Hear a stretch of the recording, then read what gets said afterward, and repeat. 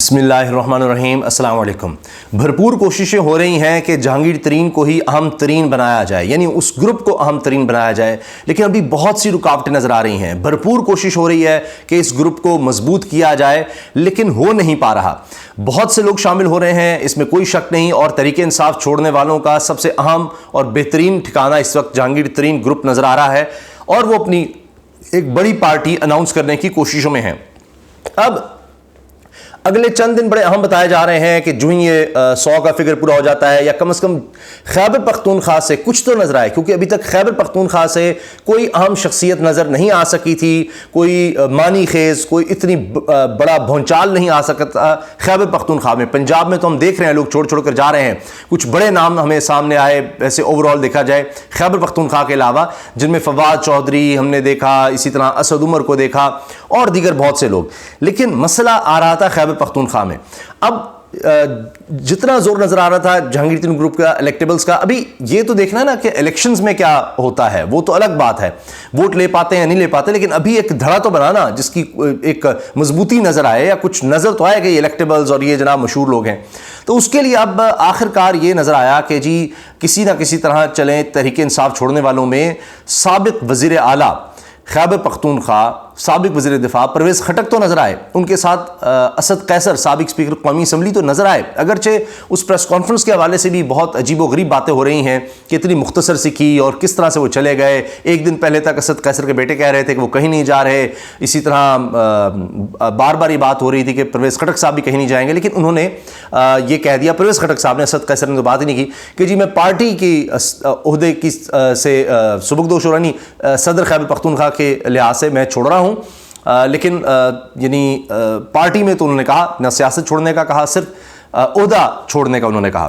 तो अब उसके बाद भी कोई चीज़ सामने नहीं आ सकी। अब लगता यह है कि कोशिश यही है कि ये लोग भी जाएं और जहांगीर तरीन साहब को ज्वाइन करें, फवाद चौधरी हों, असद उमर हों, तो एक कुछ मजबूत सा एक पहलू नज़र आ सके।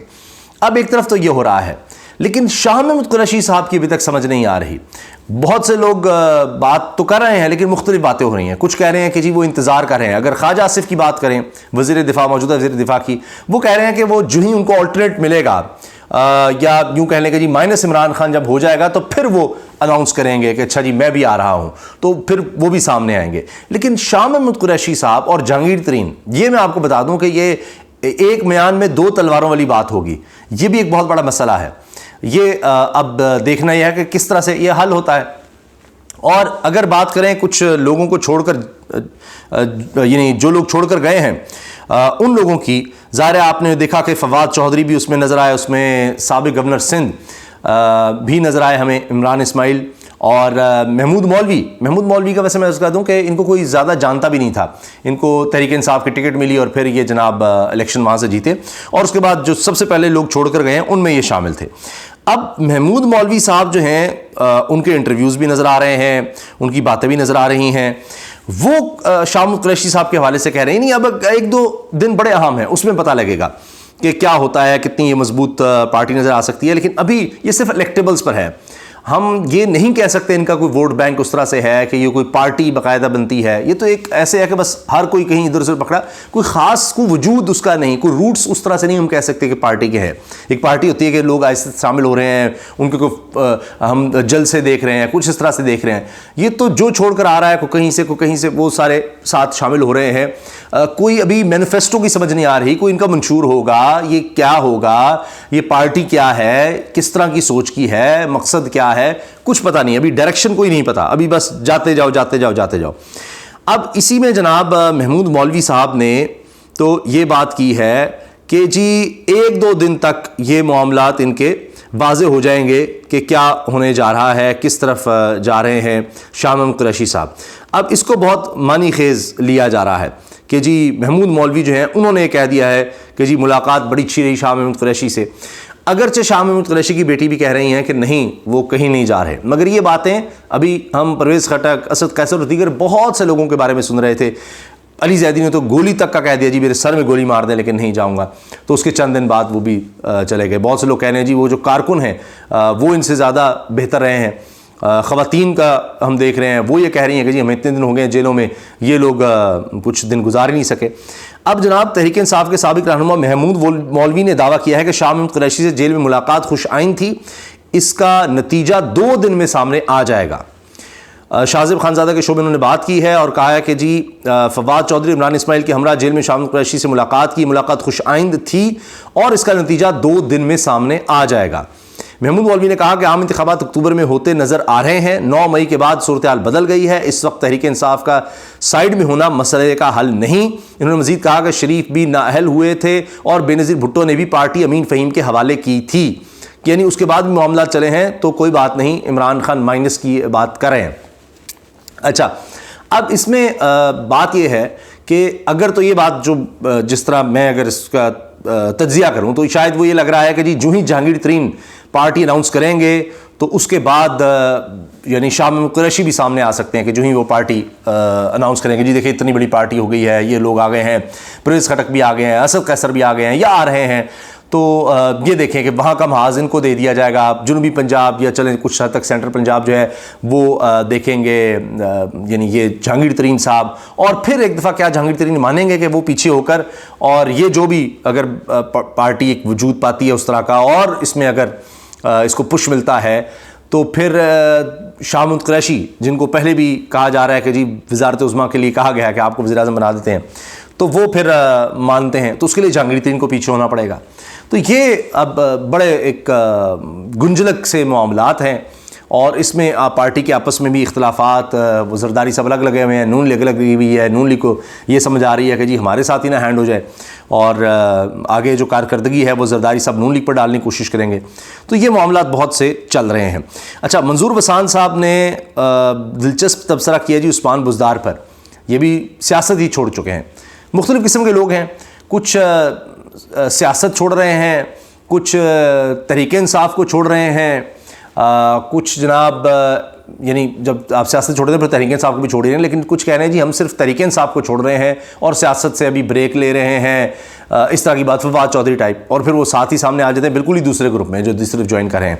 चंद एक ऐसे हैं जो अभी तक तहरीक इंसाफ के साथ हैं, जेलें भी काट रहे हैं, सब कुछ हो रहा है।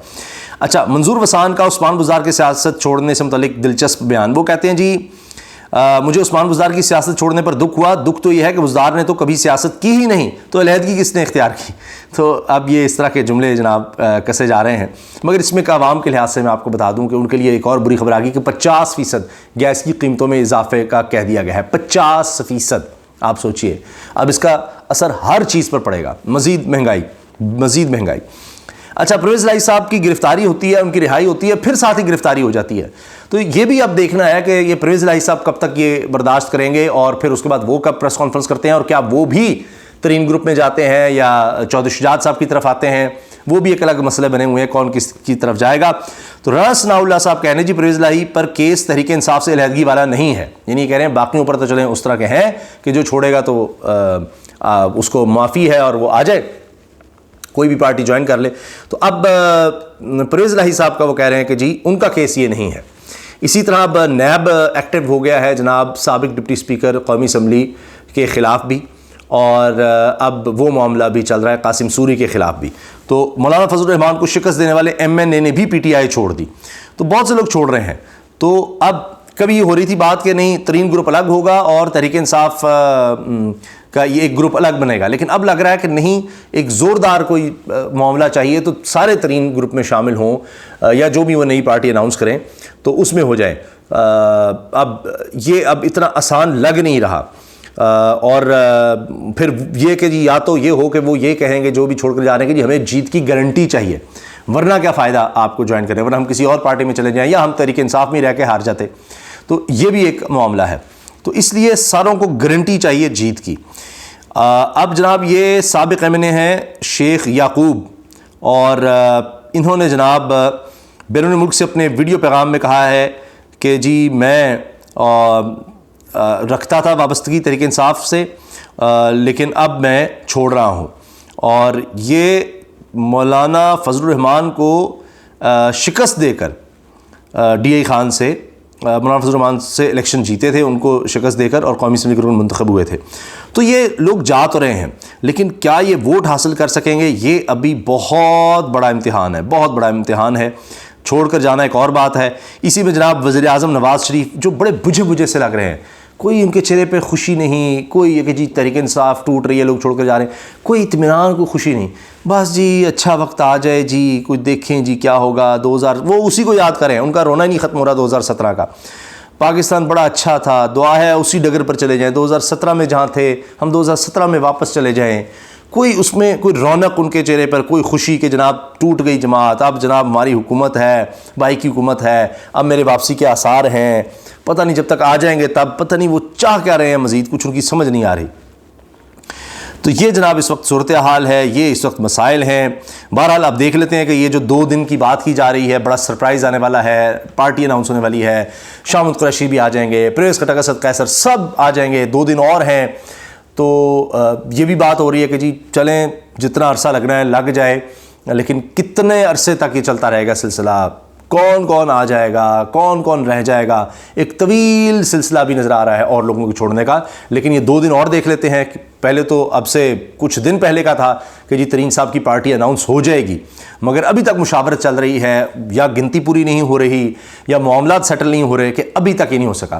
तो अब जब वो फॉर्मली अनाउंस कर देंगे, फिर वो बता देंगे कौन हमारा कैंडिडेट होगा, किस तरह से हमारा मंशूर होगा, पार्टी चलेगी किस तरह, किससे अलग होगी, किससे अलायंस करेगी, तो फिर पता लगेगा चीज़ों का। तो अब देखते हैं, असल इंतज़ार है कि अब ये लोग क्या ऐलान करते हैं, जो बड़े बड़े शामुद कुरैशी का असल में देखा जा रहा है, कुछ और लोग जो अभी तक या तो जेलों में हैं या छुपे हुए हैं, जो अभी तक वाज़े कुछ नहीं कर सके, तो उन सब का क्या बनता है, और कितने जहांगीर तरीन साहब अपने लोगों यानी जो पार्टी है उसमें कितने बड़े इस तरह के नाम सामने ला पाते हैं, और फिर उसके बाद देखा जाएगा। अभी वोटिंग वाला मामला जो है वो तो अभी बहुत दूर है, इलेक्शन जब होंगे तब। लेकिन आज के दिन तक ऐसे नहीं लग रहा कि जो तरीन ग्रुप है वो कोई बहुत बड़ा वोट बैंक लेकर आ रहा है। इलेक्टेबल्स का अपना तो है, लेकिन इसके अलावा कोई, चूँकि कोई मूवमेंट नज़र नहीं आ रही, कोई अवामी बात नज़र नहीं आ रही, कोई अवामी मंशूर नज़र नहीं आ रहा है, क्योंकि प्रैक्टिकली तो ये सारे जो हैं ये इकट्ठे ही रहे, PDM का हिस्सा रहे, तो अलग शनाख्त कैसे बनेगी, ये एक बहुत बड़ा इशू है। तो पहला देखते हैं कि जनाब पार्टी में किस तरह से अनाउंसमेंट होती है, कौन कौन इनके साथ आता है, और ये जो प्रेडिक्शंस दी जा रही हैं, जो लोग छोड़कर जा रहे हैं, या महमूद मौलवी साहब कि शामुद कुरैशी का 2 दिन में बस पता लग जाएगा। तो देखते हैं क्या होता है। अल्लाह हाफ़िज़।